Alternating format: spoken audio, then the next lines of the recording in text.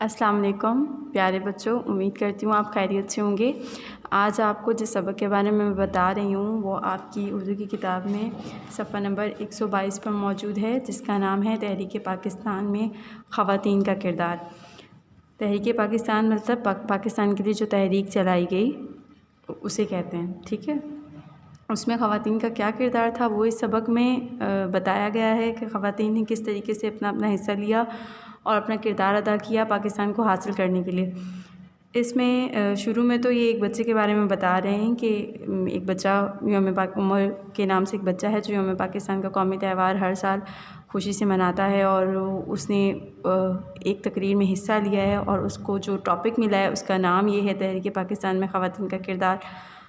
तो वो उस मौजू के बारे में अपने दादा जान से पूछ रहा है कि आप मुझे बताएं और मैं अपने पास नोट कर लूँ, ठीक है। तो ये एक्चुअली उमर और उसके दादा जान की गुफ्तगू है, जिसमें वो ये बताते हैं कि बर-ए-सग़ीर के मुसलमानों ने कायद-ए-आज़म मोहम्मद अली जिन्नाह और दूसरे रहनुमाओं के साथ मिलकर दिन रात कोशिशें की, जिनमें जवान, बूढ़े और बच्चे सब शामिल थे। उस जद्दोजहद में ख़वातीन भी किसी से पीछे नहीं रहीं। उन्होंने भी तहरीक पाकिस्तान में मर्दों के शाना बशाना यानी उनके साथ साथ काम किया। उस दौर में हिंदुस्तान की ख़वातीन पर्दे की सख्त पाबंद थीं और आम तौर पर ख़वातीन बहुत ज़्यादा तालीम याफ्ता भी नहीं थी, यानी पढ़ी लिखी भी नहीं थी। लेकिन इस अज़ीम मकसद के हुसूल के लिए उन्होंने किसी कुर्बानी से दरेग नहीं किया, यानी पीछे नहीं हटी। उन्होंने दूर दराज देही इलाकों के दौरे किए, यानी जो देहात थे, गाँव थे, वहाँ गई, वहाँ की ख़वातीन को आज़ादी की अहमियत से, ज़रूरत से आगाह किया, उनको बताया कि पाकिस्तान हमें क्यों चाहिए, क्यों ज़रूरी है। उन्होंने ख़वातीन के अवामी इज्तिमात से खिताबात किए, यानी जो ख़वातीन के इज्तिमा जमा होते थे उनसे खिताब किए, उनमें ऐसा जज्बा उभारा कि वो पाकिस्तान को हासिल करने के लिए कोशिशें करें। उन्होंने अपने घरों पर मुसलमान बच्चियों की तालीम और तरबियत के लिए ख़ुसूसी मराकज़ कायम किए। उन्होंने बरतानवी हुक्मरानों की बेगमात से मुलाकातें की, यानी जो अंग्रेज़ आए हुए थे उनकी बेगम से मुलाकातें की, ताकि वो अपना मैसेज उन तक पहुंचा सकें और इस तरह अपने मसाइल उनको बताए। इन तमाम कोशिशों में बेशुमार मुश्किलात और मसाइल का सामना आया, लेकिन वो पीछे नहीं हटी। कभी अवामी इज्तिमा पर पुलिस एहलकारों ने उन्हें बखेरने के लिए उन पर आंसू गैस इस्तेमाल की, कभी उन पर लाठी चार्ज किया, यहाँ तक कि पुलिस ने उनकी कायद ख़वातीन को ज़ेरे हिरासत भी ले लिया, यानी गिरफ़्तार भी कर लिया। मगर इन तमाम मुश्किलात और मसाइल के बावजूद मुसलमान ख़वातीन का हौसला और अज़म कम होने की बजाय मज़ीद बढ़ गया। उन ख़वातीन में सर फ़हरिस्त जिन खातून का नाम है वो है मोअम्मर और अज़ीम खातून आबादी बानो बेगम, जिन्हें सब लोग बी अम्मा के नाम से पुकारा करते थे, ठीक है। बी अम्मा बर-ए-सग़ीर के दो अज़ीम रहनुमा मौलाना मोहम्मद अली जौहर और मौलाना शौकत अली की वालदा थीं। उन दोनों भाइयों ने तहरीक खिलाफत में बढ़ चढ़ कर हिस्सा लिया था और उनके जज्बों को बढ़ाने के लिए उनकी बी अम्मा ने बहुत अहम किरदार अदा किया था। मशहूर शायर शफ़ीक़ रामपुरी हैं, जिन्होंने बहुत खूबसूरत नज़म कही थी उनके बारे में, और उसके चंद इशार इसमें लिखे हुए हैं कि बोली अम्मा मोहम्मद अली की, जान बेटा खिलाफत पे दे दो, साथ तेरे है शौकत अली भी, जान बेटा खिलाफत पे दे दो। यानी वो उनको उनमें वो जज्बा पैदा करती थी कि हाँ अब जब इस चीज़ में आ गए हो और जब तहरीक खिलाफत में हिस्सा लिया है तो पीछे नहीं हटना। बी अम्मा कभी स्कूल कॉलेज नहीं गई थी, मगर अनपढ़ होने के बावजूद उन्होंने तहरीक पाकिस्तान में इस तरह अपना किरदार अदा किया, जो मुखालफिन थे वो भी देखते रह गए कि ये पढ़ी लिखी नहीं है, फिर भी किस तरीके से दूसरी ख़वातीन की मदद कर रही हैं, उनमें जज्बा पैदा कर रही हैं कि वो आगे आएँ और पाकिस्तान हासिल करने की कोशिश में उनका साथ दें। इस तरह और मज़ीद औरतों के बारे में भी इसमें लिखा हुआ है कि किस किस ने और इसमें अपना हिस्सा लिया, अपना किरदार अदा किया।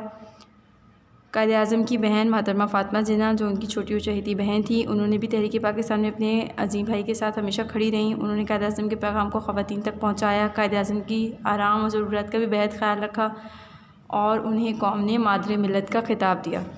इसके बाद बेगम राना लियाकत अली, जो तहरीक पाकिस्तान में जिन्होंने अपना किरदार अदा किया, उनके शौहर लियाकत अली ख़ान थे, जिनकी वो एज़ाज़ी सेक्रेटरी थी।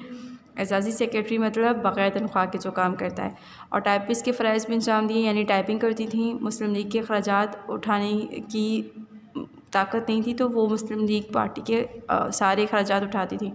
उन्होंने ख़वातीन का कौमी मुहाफ़िज़ दस्ता भी तश्कील दिया, जो 2400 लड़कियों पर मुश्तमिल था, और आप इस तंजीम में ब्रिगेडियर के ओहदे पर फ़ाइज़ थी। सुबह सिंध से बेगम नुसरत हारून, बेगम सुगरा हिदायतुल्लाह, बेगम खैरुन्निसा, शाबान, फ़खरुन्निसा, वली मोहम्मद, इन तमाम ख़वातीन ने अपना अहम किरदार अदा किया था इसमें। बेगम सुखरा हिदायतुल्लाह और बेगम खैरुन्निसा शाहबान ने नहायत ज़रूरतमंदी का मुज़ाहरा करते हुए बरतानवी दौर हुकूमत में, यानी अंग्रेज़ों का दौर था, फिर भी उन्होंने लाहौर सेक्रेटरीट की इमारत पर मुस्लिम लीग का परचम लहराया था। यानी इतनी वो बहादुर थीं, इतनी हिम्मत वाली थी। पंजाब से बेगम जहाँ आरा शाहनवाज़ की तहरीकी खिदमात को कोई नहीं भुला सकता। उन्होंने लंदन की गोलमेज कॉन्फ्रेंस में खिताब करने वाली पहली मुसलमान खातून थी जिन्होंने तमाम मर्दों के सामने खिताब किया और अपने मसाइल और अपनी सारी ज़रूरियात से आगाह किया। उन्होंने लंदन के ग्लेड हॉल में तकरीर करके बरसग़ीर में पाकिस्तान के क़याम की ज़रूरत और अहमियत को वाज़ेह किया। इनके अलावा भी तमाम ख़वातीन के यहाँ नाम मौजूद हैं जिन्होंने तहरीक पाकिस्तान में हिस्सा लिया और उनकी मेहनत और कोशिश और हिम्मत से पाकिस्तान का तोहफ़ा हमें हासिल हुआ। ठीक है, अच्छा, अब इसके काम के बारे में मैं आपको समझा दूँ। प्रीवियस आपको नोट्स में जो चैप्टर मिला था वो चैप्टर का नाम था, प्रीवियस जो आपको नोट में मिला, वतन का सजीदा जमान। वो एक कहानी है, वो आप ख़ुद पढ़ेंगे आपको समझ आ जाएगी। उसके काम भी मुश्किल नहीं है, सिर्फ उसमें एक मज़मून है जो आपको थोड़ा मुश्किल लगेगा, तो वो आपकी सफ़ीना उर्दू की बुक है उसमें भी मौजूद है, तो उसमें से देख के आप उसे लिख सकते हैं। सही है, बाकी उसमें कोई काम मुश्किल नहीं है। इस सबक का काम में ग्रामर का काम ज़्यादा था, इसलिए मैं इसका काम आपको समझा दूँ। इसकी राइटिंग करेंगे आप, इसके अल्फाज मैंने लिखेंगे कॉपी में। इसके बाद इसका जो पहला सवाल है उसमें मैंने लिखा है कि वो सफ़ा नंबर 123 पर पहले पैराग्राफ की आखिरी की 4 लाइनें मैं आपको इसमें दिखा देती हूँ। ये वाली यहाँ से है। ये सवाल था कि बी अम्मा कौन थी, उन्होंने तहरीक पाकिस्तान में क्या किरदार अदा किया। तो ये आप यहाँ से यहाँ तक इसका आंसर लिख सकते हैं। ठीक है, नेक्स्ट पे जो भी जवाबात हैं वो इसमें लिखे हुए हैं और आपको उसके जवाबात मिल जाएंगे। इनमें जो अल्फाज और मुहावरात दिए हुए हैं इसको आप ख़ुद सोच के इसके जुमले बनाएं। सही, और पूरे चैप्टर की मदद से आप एक पैराग्राफ का मरकज़ी ख़याल लिखेंगे। ठीक है, इसमें जो नेक्स्ट काम है ग्रामर का वो मैं आपको समझा देती हूँ। किताब का सफ़ा नंबर 126, 127 और 128 वो आपके लिए समझना ज़रूरी है। पहले जो है वो आपका ग्रामर का काम जो बुक में है जो आपको ख़ुद सॉल्व करना है, वो उसमें मुरक्कब ताम या जुमला उसके बारे में बताया गया है। जुमले के 2 अज्जा होते हैं। ठीक है, 2 बड़े अज्जा होते हैं जिसमें एक मुसंदालिया होता है और एक मुसंद होता है। ठीक है, मुसंदालिया उसे कहते हैं जिस शख्स या चीज़ के बारे में उस जुमले में बात की जा रही हो उसे मुसंदालिया कहते हैं, और जो कुछ उसके बारे में कहा गया है उसे मुसंद कहते हैं। जैसे कि एक जुमला है कि फ़ैज़ान बहुत नेक लड़का है। अब फ़ैज़ान के बारे में बात की जा रही है तो फ़ैज़ान मुसंदालिया होगा, और उसने जो किया जो उसके बारे में बात की जा रही है वो सारी बात मुसंद होगी। इस तरह इसमें अवैस 7वीं जमात में पढ़ता है तो अवैस मुसंदालिया हो गया और जो उसके बारे में बात की गई है वो मुसंद हो गई। इस तरह इसमें एग्जांपल्स भी दी हुई हैं। एग्जांपल्स में अल्लाह ताला हम सबको रिस्क देता है, तो इसमें जिनके बारे में बात हो रही है वो अल्लाह ताला हैं, तो वो मुसंदालिया में आएंगे, और उनके बारे में जो बात की गई है वो मुसंद में आएगी सारी। तो आप कॉपी में जब करेंगे ना तो आप इसी तरीके से जो यहाँ बॉक्स बनाए ना, ऐसे ही आप बॉक्स बना के इसको सॉल्व करेंगे। लेकिन कॉपी में ये काम करने के लिए भी नोट्स में आपको नहीं दिया है, आपको भी काम दिया है ये बुक में करने के लिए। तो आप इसके इस तरह बॉक्स बना दें, इसका इस तरह बॉक्स बना के इसके ऊपर लिखते हैं। ठीक है, उस्तानी मेहनत से पढ़ाती है, उस्तानी मुसंदालिया है, इनके बारे में बात की जा रही है, और वो जो करती हैं वो सारा मुसंदालिया होगा। ये आपको आसानी से समझ आ गया होगा। इसकी वर्कशीट आप जब आएंगे स्कूल में इंशाल्लाह तो इसकी वर्कशीट मैं आपको करवाऊँगी ताकि मुझे अंदाज़ा हो कि आपको कितना ये समझ में आया।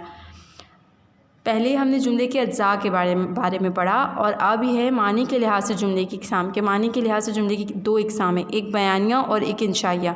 बयानिया जुमला जो होता है वो सिंपल स्टेटमेंट होती है, सादा जुमला। ठीक है, वो मस्बत भी हो सकता है, मनफी भी हो सकता है, यानी एक नॉर्मल बात भी की जा रही है और एक मनफी नेगेटिव जिसको आप इंग्लिश में कहते हैं नेगेटिव सेंटेंस, जिसमें नो नॉट के वर्ड यूज़ होते हैं और उर्दू में नहीं या ना का वर्ड यूज़ होता है। ठीक है, ऐसे वाले जुमले। और इंशाइया जुमले जिस जुमले में किसी ख्वाहिश, हुक्म, जज्बे, सवाल या अफसोस का इजहार किया गया हो वो इंशाइया जुमला होगा। अब इसमें देखिए, इसमें एग्जांपल्स दी हुई हैं। शुरू की 2 मैं आपको करवाती हूँ और नेक्स्ट आप खुद कीजिए। नुमैर ने पतंग उड़ाई। अब इसमें क्या बात हो रही है? क्या इसमें कोई ख्वाहिश हो रही है, कोई हुक्म है, कोई जज्बा है, कोई सवाल है, अफसोस है? नहीं, इसमें ऐसा कुछ नहीं है। ये सिंपल स्टेटमेंट है, सादा जुमला है। तो इसके आगे हम लिखेंगे ये बयानिया जुमला है। अपना काम जल्दी मुकम्मल करो, ये क्या है? ये हुक्म है। तो इसके आगे आएगा इंशाइया जुमला। सही, इस तरह आप ये दोनों भी सॉल्व करेंगे। अब फ़ेल के लिहाज से जुमले की भी दो इक़साम हैं। फ़ेल के लिहाज से इसकी जो इक़साम है वो है मुफ़रद जुमला और मुरक्कब। मुफ़रद वैसे भी एक को कहते हैं, ठीक है। तो इससे आप ये बात याद रखिएगा, वो जुमला जिसमें सिर्फ़ एक फ़ेल इस्तेमाल हुआ हो, यानी एक काम हुआ हो, जैसे मसलन अलिशबा ने कपड़े धोए। मुरक्कब जुमला वो जुमला जो दो या दो से ज़्यादा मुफ़रद जुमलों को किसी हर्फ़ के ज़रिए मिलाकर बनाया जाए। आम ज़बान में मैं आपको इसकी एग्जांपल से ये समझाती हूँ कि मुरक्कब जुमला उसको कहते हैं जिसमें दो काम किए गए हों, ठीक है। जैसे मैं सुबह स्कूल जाता हूँ और शाम को खेलता हूँ, यानी वो दो बातें कर रहे हैं, दो काम बता रहे हैं। इसी तरह आपको इन्हें पहचान के इनके सामने मुफ़रद या मुरक्कब लिखना है। कासिम ने घड़ी ख़रीदी, एक ही काम है, तो ये मुफ़रद होगा। तुम खुद आओ या किसी को भेज दो, अब इसमें दो बातें हो रही हैं, यानी वो ख़ुद की भी बात कर रहे हैं लेकिन वो एक और भी बात कर रहे हैं, तो ये मुरक्कब होगा। काशिफ़ ने तकरीरी मुकाबले में अव्वल इनाम जीता, ये मुफ़रद है। फ़ाइज़ ने अपना काम मुकम्मल किया और छोटे भाई को इम्तिहान की तैयारी करवाई, अब ये दो काम है, तो ये मुरक्कब होंगे, सही। इसके बाद जो आपको काम करना है वो काम है खाका निगारी का, जो कि इसमें मेंशन है, सही। लेकिन मैंने इसमें नोट जो आपको मिलेंगे हैंडआउट्स, उसमें मैंने इसकी आपको क्राइटेरिया बता दिया है कि आप किरदार निगारी कैसे कर सकते हैं। किरदार निगारी हमने पहले भी की थी और हम अब रिपीट में कर रहे हैं, सही है। पहले हमने किरदार निगारी हज़रत उम्मे सलमा वाले चैप्टर से की थी और हज़रत उम्मे सलमा की रज़ी अल्लाह तआला अन्हा की ही की थी, और वो बड़ी शख्सियत थी, तो उनके बारे में मैंने आपको बताया था कि 3 पैराग्राफ, फर्स्ट इंट्रोडक्शन, सेकंड में उनकी खूबियाँ और थर्ड में उनकी वफ़ात के बारे में और उनकी ज़िंदगी से हमने जो सीखा वो। लेकिन ये वाली जो हम अब खाका निगारी, किरदार निगारी कर रहे हैं, ये हम मतलब आम किसी की भी करेंगे, कोई इसमें ख़ास पर्सनैलिटी नहीं है। इसमें आपको ना दिए हुए हैं, पर्सनैलिटीज़ दी हुई हैं। पेश इमाम, मोहल्ले का मोची, स्कूल या घर का चौकीदार, उस्ताद मोहतरम, यानी आप अपनी टीचर के बारे में भी लिख सकते हैं, जिस भी टीचर को जानते हैं। घरेलू काम अंजाम देने वाली मासी, घर या ख़ानदान का कोई बुज़ुर्ग, सही। अब मैं आपको जो आप इसमें से जिसका चाहें किरदार निगारी कर सकते हैं, सही है। लेकिन मैं आपको प्रेफर करूँगी कि आप उस्ताद मोहतरम या घर या ख़ानदान का कोई बुज़ुर्ग, जैसे दादा दादी, नाना नानी, उनमें से कोई भी हो जाए। दादा की आई थिंक हम पहले कर चुके हैं, सही है। उसके अलावा अगर आप किसी की करना चाहें तो उस्ताद मोहतरम हैं, उस पर भी आप कर सकते हैं।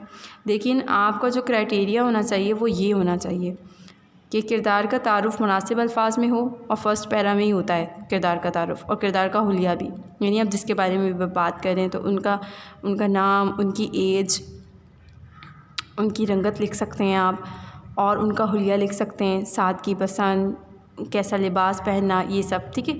किरदार की आदत व सिफ़ात आपको बयान करते हुए उस पर राय देनी है कि उनकी ये आदत है, ये खूबियाँ हैं और आपको ये पसंद है, आप उस पर राय दे सकते हैं। अब जब आप राय देंगे तो राय गैर जानिबदार ना हो, किसी की तज़यीक़ और बेजा तरफ़दारी से परहेज़ किया जाए। आप जिसके बारे में भी किरदार निगारी कर रहे हैं, आप उसके बारे में कोई भी ऐसी एक्स्ट्रा बात नहीं करें जो उसमें ना हो, सही है।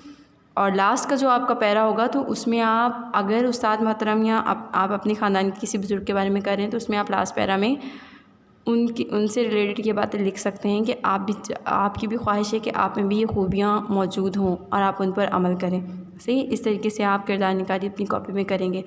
उम्मीद करती हूँ आपको अच्छे से समझ में आया होगा। ग्रामर का काम जो मैंने समझाया और जो किरदार निगारी से समझाया, अगर आपको समझ ना आया, आप दोबारा वीडियो रिपीट में सुने गौर से, उसके बाद आप काम करें। काम गलत मत कीजिएगा, कोशिश करें अच्छे से समझें और फिर उसके बाद काम करना शुरू करें, ठीक है। जज़ाकल्लाह।